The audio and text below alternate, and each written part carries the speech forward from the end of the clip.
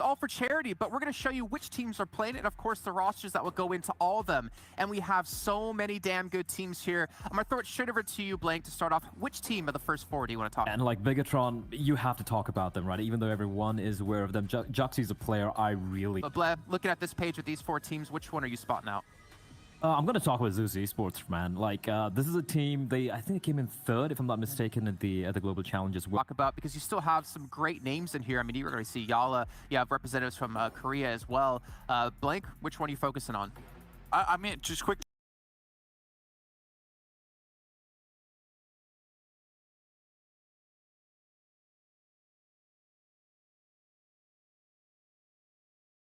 We have already spoken about so far. I feel like the only struggles that I've had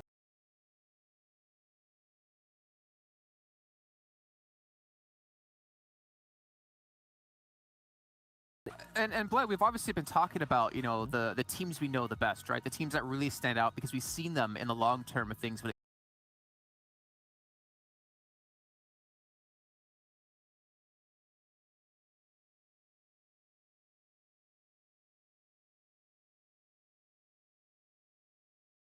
I feel like I have to do that because I said happy birthday to Crypto a few days late, so I feel like I owe him that. I owe him just that much. You do owe him that, as I initially thought, because oh great, yeah, I was about to say if you want to help. No, I was trying to be optimistic, dude. Okay, I was trying to be optimistic. Any squad wipes happening in the first few minutes of this game, hopefully off the back of what we were. Very base, it's where they've always tended to land, even if it's a plane path up north, so it's going to be good for them. Relatively quick to loot up, and who goes down south. Blacklist are heading up north to go to Severny. You have DRS and Yasnaya. Yala, I like this 2-2 split that they've pulled out, because instead of it being prison shelter 2-2 split, it's actually a prison mansion. Now, is that off the back of Zeus catching one of the players off? Possibly. But to find their feet in terms of looting up, they drop towards kind of the Roshawk River area, but Meku gets caught out trying to go for a vehicle by Martin of Valdez. Now, this Valdez team, I've been really impressed with how much they've improved in the last 3 or 4 months. I've watched them in this PMWI. What's happening? Okay, yeah. Me and the boys on a Friday night, man. This is just, we're going out on a party. We're going out on a whim. Matic just going to get the res, hopefully, on this fallen teammate. And they're going to try and get the hell out of that one. The smoke will be coming on through. Okay, Martin is just 1v4 in Na'Vi right now. They do not want to take that fight. Interesting altercation. Matic going to try and get back onto the bike. Oh, he takes a shot. And he gets hit once again, and I think it might be the next to follow up, and that's 2 down for Na'Vi. What is happening? This has to be the weirdest start to a tournament I've ever seen on the international stage. And now Valdez, they really want to go for the murder this time around. They want to take down the entirety of Na'Vi Imperium, as Concept is going to be the one leading the march forward, but he's alone, so you've got to be careful to not be overzealous. But Six also has Diorfangle over to the west, so Na'Vi are just getting completely surrounded. Tixi takes a headshot. And now it's just down to 1, and I think that we are looking already at the end of Na'Vi in the first game of the World Invitational. Like, it was extremely straight up stupid of Na'Vi to even attempt to go for that revive, to be honest, right? It was 1 player down. There was no need to try and go for that revive like that. You could have just gone to north. Sorry, Military Island, should I send to the southern side, is going to be a little bit slow, as we might see a little bit of an altercation towards the western bridge. Reject a little bit spread, but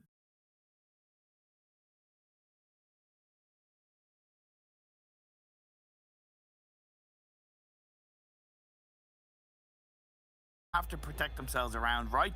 360-degree cover is going to be required, and up on the roof, Dante taking those shots. That's a good way for A1 to start the controlling area around them. I'm surprised that Rab has actually got that close to a kind of setting yourself for that phase 3 and the exit potential from a position. Myth has had one of the best, but with there you go. centralization, it's going to make it quite tricky. Now, they can shift up north. Like, if they had have gotten there earlier inside phase 2, they'd be much better set up to maybe push DRS away and even grab a couple of kills. Whereas now, I wonder how easy they're going to be able to push DRS back. Well, DS Gaming currently from South Korea going to go for the push onto NASA Esports. Satan going to be shut down from the distance. That's going to be some great use of utility to try and take them out of that Harry Potter building. That's going to be down now to only one. Hassan, last player surviving for the entirety of NASA Esport. Going to try and hold his own on that spot. If I were him, not really taking that fight versus DS Gaming. DS Gaming going to try and clear up the last remaining kills to get every single point they can get. But Hassan is, okay, get in the buggy and leave. That is not worth fighting for. And there you go. He's going to leave that position because that would make no sense to remain too long for. Myth going for straight rotation into the circle. Yala onto DRS, taking that fight.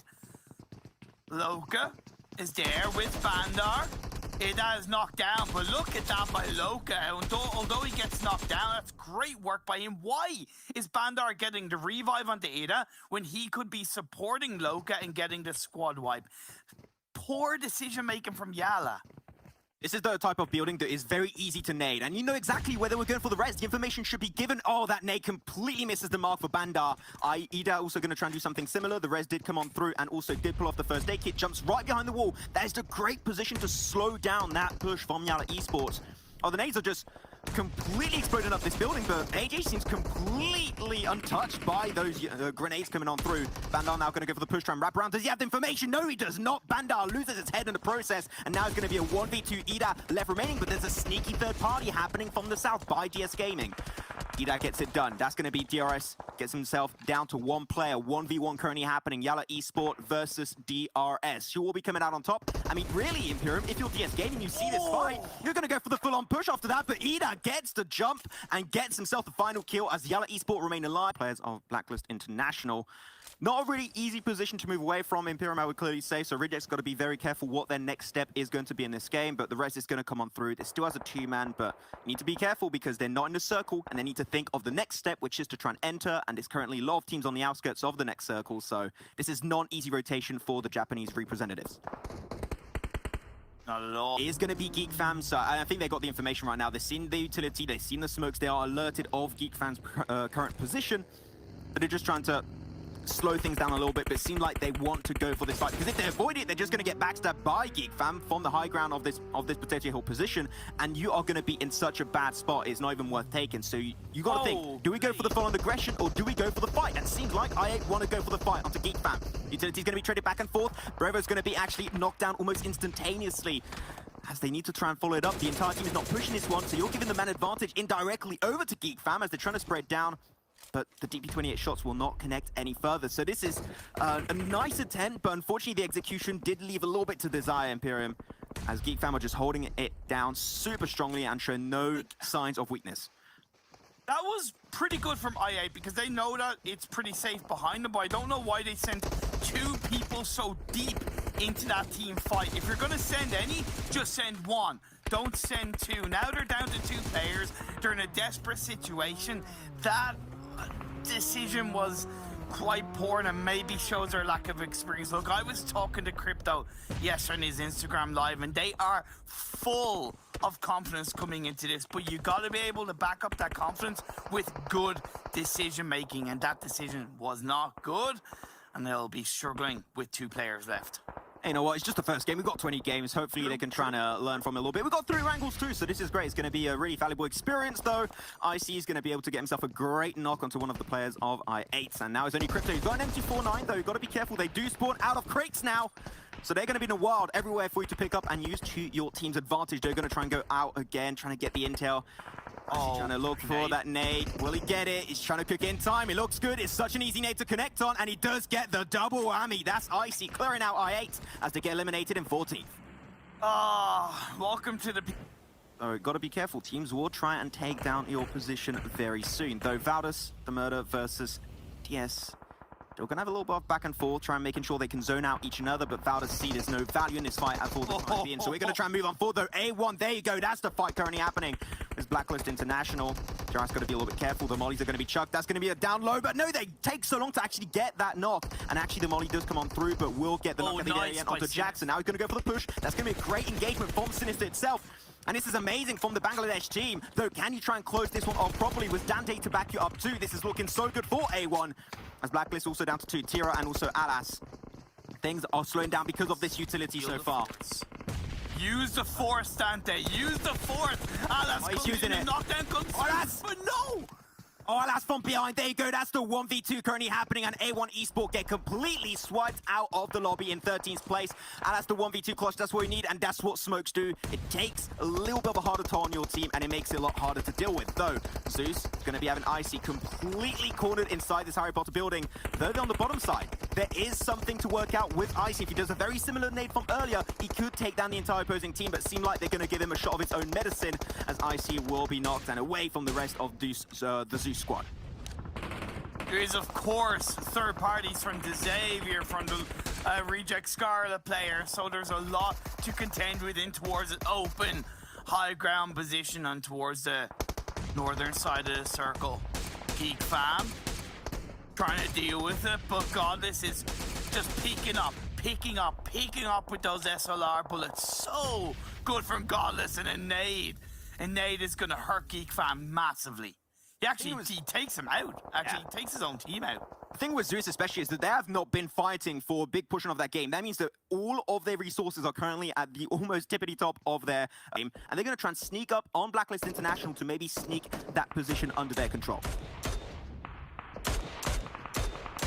Xavier feeling the pressure. Blacklist, really good cover shots being fired up, and let's be fair, they have the circle in their control, and BTR are to the southeast of them. They've been relatively quiet in their game, and it might be their time to wake up. Will BTR grab the first chicken dinner of the day, or will it be the Philippines representatives, Blacklist International?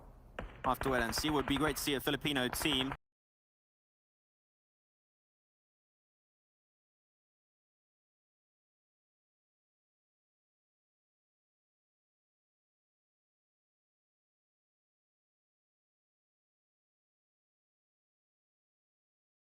Big event with a lot of the top teams, and intrigued to see if they can try and get some good results. It's going to get battered down by BTR. Does get knocked though for his trouble, so that's going to be making things a little bit easier. But Gary, the old player of Power 888, will try and go for the full-on engage.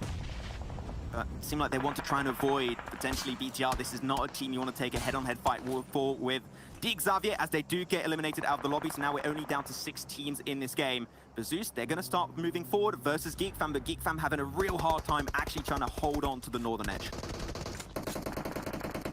Liquid. Fine, trying to push in. Zuxi's still on the outside of the circle, which I think is very strong, but it's getting to the point where they've allowed Valdez to get back up to find their feet in towards this fight, and that realistically shouldn't have been the case to get confirmed up.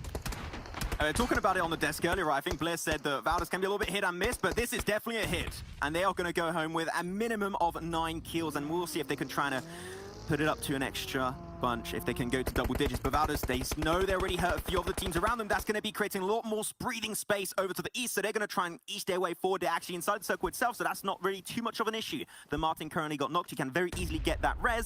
Let's see if the utility of Liquid actually connects, and it looks so close. The grenades are absolutely connected and shredding the competition. Valdez are getting taken down one by one, as Concept trying to assist his team with the mollies, trying to stop the aggressiveness from BTR to come on through. But BTR, they are just so good at holding these type of angles, and Valdez, the moment those smokes go out, you are in dire trouble. And I was wondering why BTR weren't chucking out a load of grenades towards Valdez earlier on, and now it all makes sense. They were maybe waiting for the right time to pull it off. Might be a better option at this point in time for them. Oh, that's the bush. Oh, great fight coming out. Liquid looking over to Valdez's side. That's going to be one knockdown to one on their side. But Zeus also going to go for the aggressive push onto Blacklist International. He's going to go for the engage. Claus is going to be trying to close that gap. Abony right behind that crate is able to get actually some really big damage, but unfortunately off to the side was not seeing it. Tiro does get the knock on side of it, and now Gold is trying to eke his way forward, trying to sneak his way inside a decent spot, avoid detection. But Zeus give it a fair shot, but unfortunately the control of Blacklist International Imperium is too strong to deal with. I also think Lapis had a bit of a third-party play in that one, so Goddess with the N249 misses that one, but unfortunately for him, Blacklist will clean them up.